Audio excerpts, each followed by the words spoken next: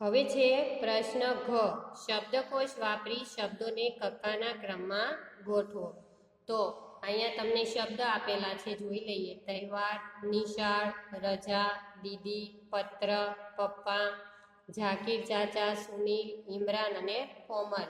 તો સૌથી પહેલાં એમાં કયા શબ્દ પહેલાં આવશે? સ્વર, અને પછી આવશે વ્યંજન. તો એમાં જોઈ લઈએ સ્વર કયા કયા શબ્દો છે.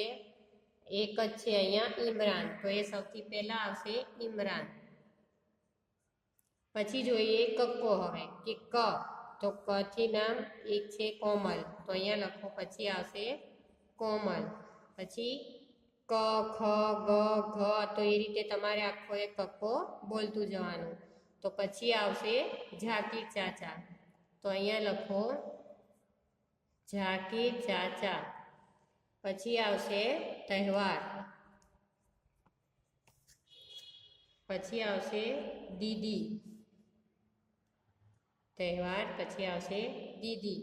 પછી આવશે નિશાળ. પછી અહીંયા જુઓ પત્ર અને પપ્પા, કે બે અહીંયા શબ્દ આપેલા છે. તો એમાં પછી બીજો અક્ષર જોવાનો. અહીંયા પ છે અને અહીંયા ત્ર છે. તો એમાં સૌથી પહેલો અક્ષર કયો આવશે? પ. તો અહીંયા આવશે પહેલા પપ્પા, અને પછી આવશે ત્ર. પછી આવશે રજા, અને છેલ્લે આવશે સુનિલ. તો આ રીતે તમારે છે પહેલા સ્વર આવે અને પછી વ્યંજન, કે આખો કક્કો બોલતું જવાનું અને શબ્દ તમારે લખતા જવાના.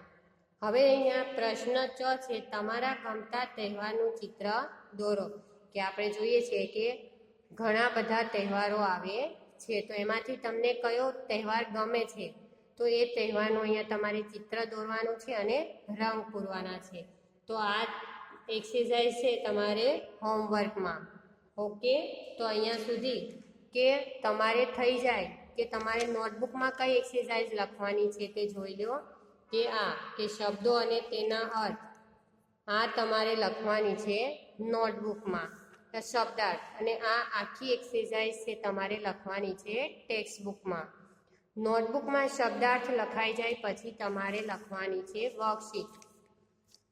વર્કશીટમાં છે પ્રશ્ન 1, નીચેના પ્રશ્નોના જવાબ લખો. તો તમારે પાઠના આધારે છે નીચેના પ્રશ્નોના જવાબ લખવાના છે. પછી છે પ્રશ્ન 2, નીચેના શબ્દોના અર્થ લખો. કે શબ્દના અર્થ છે તમારે લખવાના છે. લિંગ બદલી શબ્દ લખો, કે અહીંયા તમારે લિંગ બદલવાની છે. અને પ્રશ્ન 4, દિવાળી વિશે 4-5 વાક્ય લખો.